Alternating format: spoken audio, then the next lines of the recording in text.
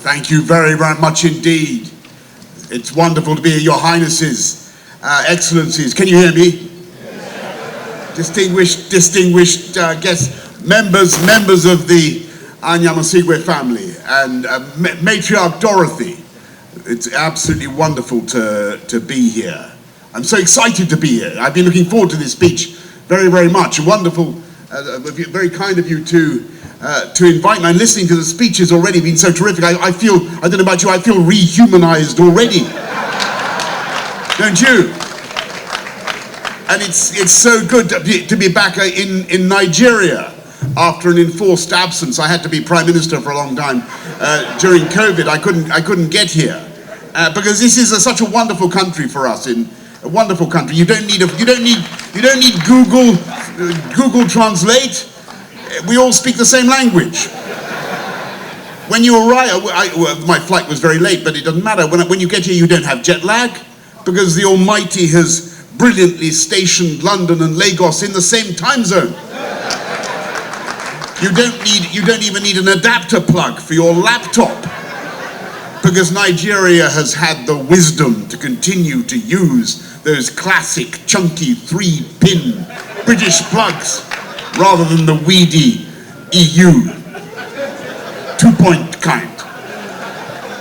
And here in Lagos you can even drink the local Guinness, because this is one of the few cities in the world where you actually brew the inky nectar. Even if I have to admit that Nigerian Guinness seems to be about 10 degrees proof and has a kick that would knock them out in the bars of Dublin. And of course, that's one of the, Lagos is the London of Africa, but it's also the Dublin of Africa. Why is Lagos the Dublin of Africa, Mr. Deputy Governor? Because they brew Guinness, and because it's Dublin every decade. That joke needs work. It's Dublin in size, that is. You get my point. And it's a particular honor to be here at the Anyiam-Osigwe Foundation, and I want to pay tribute to the late Peace Anyiam-Osigwe, who so sadly died in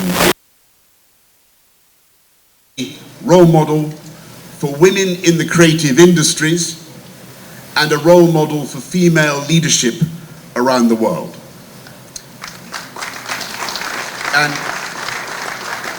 in the spirit of this lecture series, I want to talk about human potential and the way we unleash human potential, because that is the prime duty of all of us, all of the leaders, all of the teachers, of politicians everywhere. And I believe that that is the same question, the same puzzle that Anyiam-Osigwe was revolving. And all my life I've been meditating on this question of human potential. Who has it? We all have it, but how is it distributed? And I began by learning some hard lessons.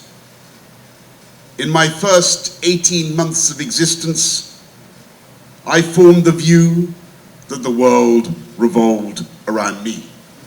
And indeed, I probably believed in my infantile narcissism that I had somehow created the world, and that everything and everybody were incidental somehow to my pleasure and benefit. And then, like so many male babies, I experienced a terrible shock. Can you guess what happened? Anybody guess? My sister was born. And I had the first shattering detonation of my egotism and sexism, because it turned out that my sister was actually smarter than me. Or at least she was so quick at reading that she briefly overtook me. I can remember what happened. We're driving along, I think in Somerset, in our Renault 4, and we come to a sign in the road, and my father says, "Kids, what does that sign say?" And I must be more than 5, and she's barely 4. And I spell out the letters to myself. G-I-V-E-W-A-Y. And I know that if you have an E at the end, then it lengthens the vowel before the consonant, and I deduce that the sign must be indicating the presence of a giveway, a bit like a driveway. But of course my sister got it right, and she said, give way. Give way, which is what people say to me the whole time in the House of Commons, by the way. Give way. And I gave way to her, and in that searing moment I abandoned all notions of male intellectual superiority. But I still coddle. Can you hear me? I'll just shout. Can you hear me? Good. I still coddled my native chauvinism, and for years I pathetically retained the idea that even if the sexes were intellectually equal, then boys were somehow stronger than girls. Yep. Can you still hear me? Yes. I believe that all boys were stronger than girls. And at the age of about 7, I announced this theory in the playground of Primrose Hill Primary School in Camden, in London. All boys are stronger than girls, I said, dementedly, like a prepubescent version of Sid the Sexist from Viz magazine. Thank you for turning me back on that. And while everyone was laughing at me, a tall girl called Tracy came up, and she must have been only about a year or so older, but she suddenly seemed very big indeed. And I can't remember exactly how Tracy physically proved I was wrong, but in a flash, I was on my bum, on the ground, and I remember looking up and seeing this ring of happy faces, laughing, and I felt a total twelb, ladies and gentlemen. And I'm very grateful to Tracy, because she taught me that you shouldn't be sexist, and you shouldn't generalize about human ability. And of course I did find, like all of us, I found some things easy, but then other children found other things much easier than I did, and I was hopeless at them. I couldn't play the recorder, and I couldn't dribble a ball at football, and I wondered, as we all do, to what extent I had natural aptitudes and skills, and to what extent I was just the product of my parents' energies and the excellence of my teachers. And I started to form a theory about the world based on my own observation, that there was skill and aptitude and talent, ability everywhere. Yes? Pretty much evenly distributed throughout the population. But opportunity was not. There was intelligence everywhere, what you call native wit, but not everybody had the chance to use it or to show it off. And at the age of about 11 or 12, I found the words to express this idea. It was a poem by Thomas Gray called Elegy, written in a country churchyard. And you know this one. Gray is standing there at dusk as the curfew tolls the knell of parting day, the lowing herd winds slowly o'er the lea, and so forth. And he looks at the graves of all these poor, illiterate village folk.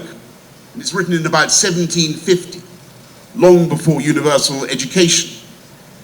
And it occurs to him that they could have been contenders, these ignorant Buckinghamshire peasants. They could have been poets, they could have been statesmen, they could have been tech billionaires. Not they had tech billionaires in 1750 Buckinghamshire, but you know what I mean. They just never had the chance, said Gray wistfully, because no one had taught them to read. And he says, full many a gem of purest rays serene, the dark unfathomed caves of ocean bear. Full many a flower is born to blush unseen and waste its sweetness on the desert air. And I think he's right, don't you? The UK has a population of 66 million, Nigeria maybe 200 million, growing. How many of our people are able to reach their full potential? And how many of them are like flowers that nobody ever sees? How many talents are there, like jewels lost in the blackness of an undersea cave? And I'll tell you how many I think it is. I think it's a hell of a lot. Millions. Tens of millions. And the job of politicians is to create the conditions in which those people can unleash their potential.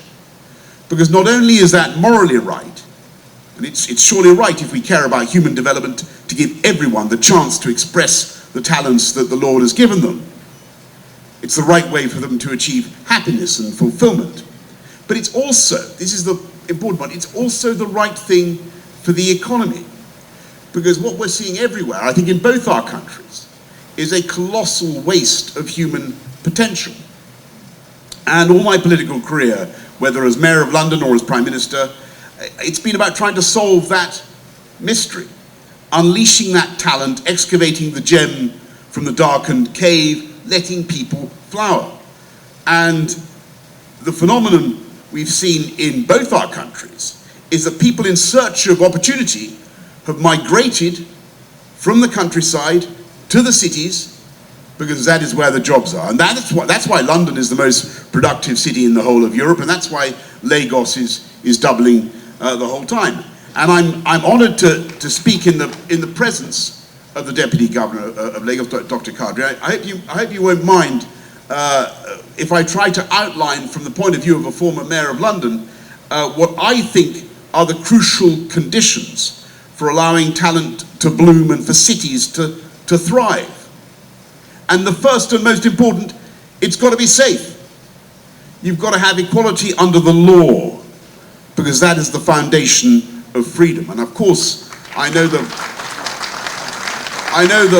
some of the problems that are faced in some parts of this wonderful country. I know the lives that are sadly being lost. But those bandits, I want to tell you, those bandits, those terrorists can and must and will be defeated. And eventually law and order will prevail. And I want you to know, by the way, that the UK, as ever, stands ready to help. But we in the UK have certainly had our own problems with terrorists in the past. And I'm proud to say now that London is one of the safest big cities in the world. Indeed, the Metropolitan Police are so impartial that they once arrested Prince Andrew himself, the son of our late Queen, when they saw him loitering in the shrubbery of Buckingham Palace. In what you laugh, in what later turned out to be a case of mistaken identity. I thought this was quite funny until a couple of years ago, the Met actually fined me in circumstances that I still find almost too painful to describe, simply for standing at my desk in the cabinet room and eating lunch. And for followers of British politics, I want you to know that the fabled birthday cake, about which the BBC and the rest of the media fulminated for well over a year, remained unseen by me throughout that 20 minutes in its Tupperware box, later to be discovered and consumed by my private secretaries.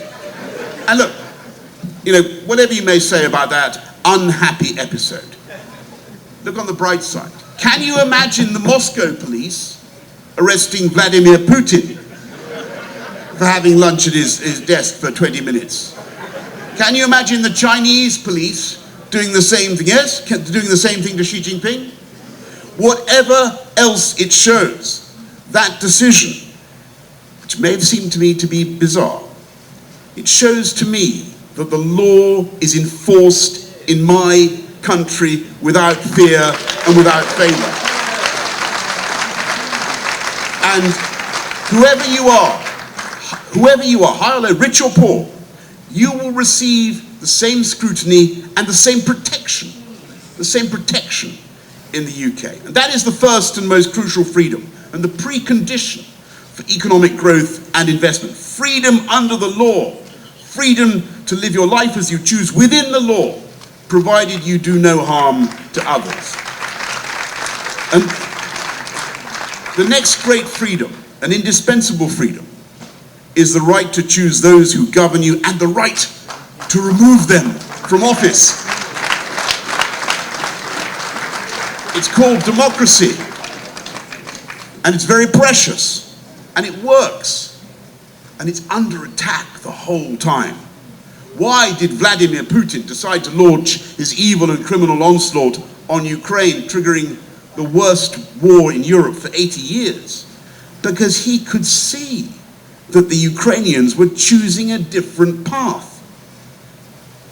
They were going towards an open, liberal, democratic system, a different system from the one that he was permitting to the Russian people. And you could see that there was a risk in this for him, and that as Ukraine succeeded and aligned ever more closely with Western democracy, that the Russian people would themselves demand change, and that Putin's own position would be under threat. And why, by the way, do you think he miscalculated so badly?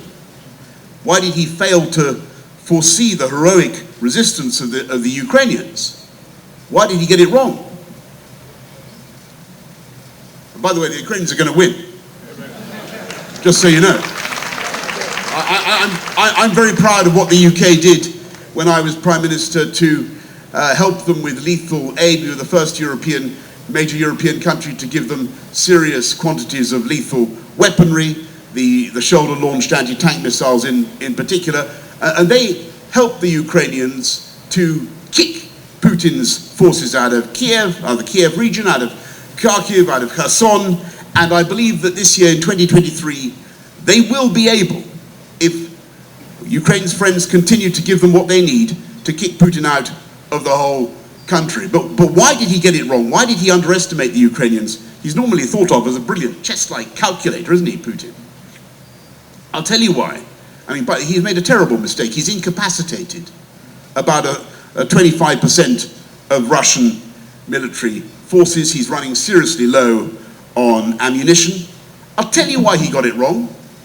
It's precisely because he isn't democratic.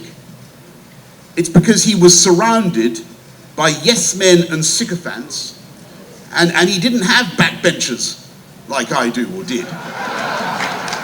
Yeah. He didn't have anybody giving him contrary advice. He just had everybody saying, yes, yes, Vladimir. Go right ahead, Vladimir. Of course he got it wrong. And he had no democratic checks and balances. And that's why, in the words of Winston Churchill, democracy is the worst system in the world except for all the others. And let me give you another proof of the value of the democratic system that we both operate in Nigeria, in the UK. Who here has been vaccinated against COVID? Who's been vaccinated? A healthy majority there, I'd say. Virtually everybody. I've been vaccinated, by the way. But who had Sputnik? Right. Who had who had Sinovac? Look, I mean no disrespect to anybody who used either of those vaccines, but the vaccines that actually worked, that were effective, were made, as it happens, in the liberal free market democracies. The effective, medically effective vaccines. And that was extremely telling, because it's in the liberal free market democracies that the best scientists actually want to live. And you're more likely to produce a genuine scientific breakthrough if you're interested in what shareholders are going to say than if you're worried about what the Politburo is going to say. And that's the third crucial condition for releasing human potential. You need a society that is open. And that is... Don't worry, you know this routine. You need a society that's open and that is tolerant. Can you still hear me? Yes. Are you paying attention at the back? Yes. And where people do not face discrimination on grounds of religion, yes, or race, or ethnicity, or gender, or sexual orientation. And I can tell you, in London, about 40% of the population is born abroad, including me, by the way. I was born in New York. Very expensive decision it turned out to be, under the American tax system. I had to give it up. But in London, we speak more languages on the streets of London than virtually any city in the world, obviously with the exception of Lagos, where I know hundreds of languages are spoken. And that's why London is such a ferment of creative energy, like Lagos. We have more tech unicorns in the UK than France and Germany and Israel combined. We have one roughly every 2 weeks, a new tech unicorn being born. We have fintech, medtech, edtech, biotech, nanotech, green tech, aztech, Toltec, Miztec, the whole thing sounds like 15th century Mexico. And I pay tribute to the role of peace, Anyiam-Osigwe, in setting up the Oscars of Africa. But we have almost as many films made on the streets as in Hollywood itself. In fact, I believe that London, Lagos, and Los Angeles are the biggest centers of movie production in the world. So what are the ingredients? Are you following me? You need freedom under the law, security, democracy, openness, and tolerance, but even that is not enough for urban success given the challenges we face. And to deliver equality of opportunity and to unleash human potential, the state, we all of us have two more giant tasks. We'd like to have the Commissioner for Transport here. I used to be chairman of Transport for London. You need to allow talent to move. I mean physically move. You need people to be able to move swiftly and affordably, cheaply, from where they live to where they can maximize their talents. Absolutely fundamental, absolutely fundamental. And it's one of the many blessings of living in London that in 1853, they came up with the idea of putting trains in drains, they called it, trains in tunnels, 1853. So that suddenly millions of people could move underground at high speed, and they didn't have to wait in giant traffic jams of stationary horse-drawn carriages with the dung piling higher and higher on the cobblestones. And today, the mass transit system of London is so efficient that every morning it sucks in millions of people on tubes and trains and buses from far outside the capital, and then every evening it expels them like the digestive tract of a vast undersea cylindrate. And it does it so fast and so efficiently that they get home in time for their children's bath time or for an evening gin and tonic. And that's what we want to do. So, Deputy Governor, Commissioner for Transport, I've spent enough time in Lagos. It's wonderful to be here, but I've spent enough time in Lagos to know that you have the occasional traffic jam. Just a little bit. I mean, it's a sign of dynamism. It's a sign of growth. It's a sign of activity. But it's a barrier to opportunity. It's a barrier to the unleashing of potential. And I know that you are building wonderful mass transit systems and a metro. How's it going? Fantastic. What I want to say to you today, in an absolutely unashamed way, as the former chairman of Transport for London, let's do it together. When I was mayor of London, thank you, Anyiam-Osigwe family.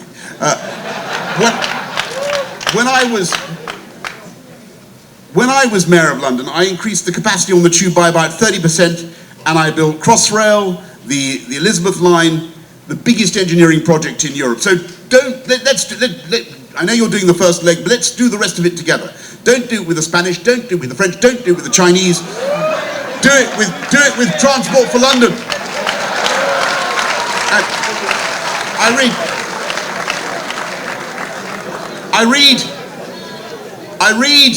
I read that you're interested in cable cars because it's such an amazingly beautiful place. You've got so much water to cross. I'm proud to say that I built a cable car in less than a year across a huge cable car across the river from Greenwich to Victoria Dock, and it was a huge, beautiful thing. And I took Arnold Schwarzenegger up into the cable car, and he looked down on Canning Town, and he said, "Very nice." And he was right. It was absolutely beautiful. People made fun of me. I promise you, my political opponents in the Labour Party, they made fun of me, and they said I had built a cable car from nowhere to nowhere across the river. But you know what happened? Just a year ago, my successor, the new Labour Mayor of London, do you know what he did? He actually moved City Hall so that it could be at the foot of the cable car. He did. He moved, that's true, he moved City Hall to be at the foot of the cable car. And so like all those projects, the tube upgrades, Crossrail, all the many things we did, that cable car brought people closer to jobs, closer to opportunity, closer to what we're talking about today, that is closer to allowing them to fulfill themselves, to express that talent that they have, and which is absolutely crucial to their human experience. And finally, what is the most important thing the state can do and must do to unleash potential? Well, think back to that poem I quoted earlier on. Full many a gem of purest ray, serene, the dark unfathomed caves of ocean bare, full many a flower born to blush unseen, awaited sweetness on the desert air. What was the state failing to do in 1750 when Thomas Gray stood over the mouldering graves of the unlettered poor of the village of Stoke Poges in Buckinghamshire? What was it not doing? What's it got to do? The state must educate, or at least the state must insist on education for girls as well as boys, and equal education for both. And I'm proud of the UK system, proud that we have 4 of the 10 best universities in the world, 1 Cambridge college boasting more Nobel Prizes than Russia and China combined. And by the way, I want to say how wonderful it is for the UK system that so many brilliant Nigerian, and I know this, you know, it's a fantastic thing for us, so many brilliant Nigerian students choose the UK and continue to do so. But the fact is, and they add massively to our country, but we still have too many British kids who cannot do basic arithmetic at the age of 11 and who leave primary school still not able properly to read and write. And I know that, because I've been to see it, here in Nigeria you still have the nihilistic know-nothings of Boko Haram and the Islamic State, and you know, these people who literally believe that books are some sort of sacrilege, and who threaten to kill young girls, maiden young girls, for wanting to read. And I've got to say to you, that is evil. That is the extinction of human talent and potential. And that, in my view, is the exact opposite of what peace Anyiam-Osigwe stood for, and the opposite of what this conference is all about. And I know how much progress you've made in stamping out those deranged and sexist terrorists, and I'm proud of what the UK has been able to do to help. And I want to end with this thought, that now is the time, when the world is so uncertain, when we see free trade breaking down between nations, when barriers are going up, when some nations are disentangling or decoupling from others, now is the time for the UK and Nigeria, 2 great democracies with so much history in common, to do more together. We should be tackling climate change together. The technology is there. The UK is already one of the world's greatest producers of offshore wind. And it's unbelievable. I never believed in it 20 years ago, but we now produce more offshore wind than virtually any other country in the world. We're the Saudi Arabia of offshore wind. Nigeria could be a renewable superpower as well as a massive producer of oil and gas. And we have certainly can share the technology. You've got the technology already. We've certainly got the sun here in Nigeria. Not today, but generally speaking, not in Lagos, I know. But you certainly have a more powerful share of the sun than we have in the UK. And our trade flows are increasing fast. In spite of the pandemic, I looked at the numbers, they're going north fast, and that's a great thing. And we send you all kinds of things to Nigeria, I'm proud to say, from pot noodles, I don't know why they send you pot noodles, to machine tools, but the Nigerian goods are coming back in ever greater value. Not just oil and gas, but thermostats, oscilloscopes, all sorts of high-value products are now coming from Nigeria. And we could do much, much more. And we could achieve much more investment, mutual investment, particularly, just to make a small political point, if we could end exchange controls. That would be a great thing to do. We did it in 1981. We did it in 1981 in the UK. It was the dawn of the UK, under Margaret Thatcher, the UK economic growth and recovery. We could do so much more together. But the greatest triumphs of all are not the imports and the exports, but the synergies between the UK and Nigeria. The actors who are neither exclusively British nor exclusively Nigerian, but somehow both at once. The Nollywood films that are financed in London. The Ed Sheeran songs that he records with Fireboy DML.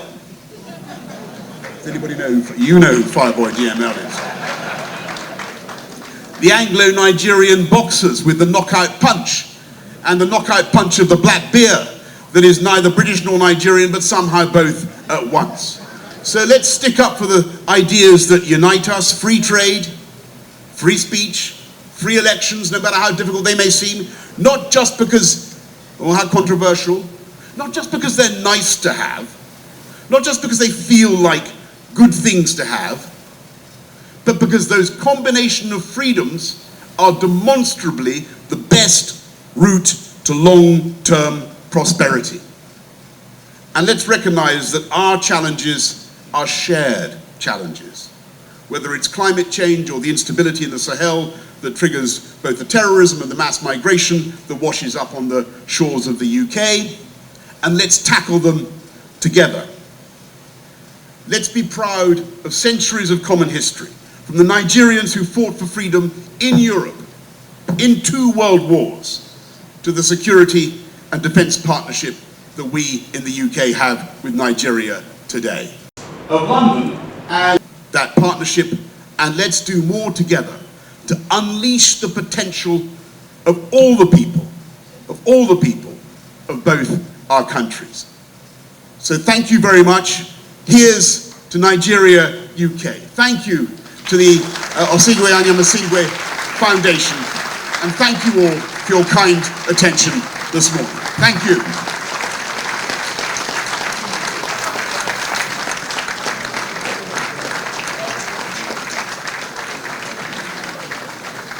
We sure hope you enjoyed this video. For more entertaining video content such as behind the scenes of music videos and movies, music concerts, premieres, interviews, and exclusive gists, subscribe now to our YouTube channel GoldmyneTV and be unleashed into a world of super excitement.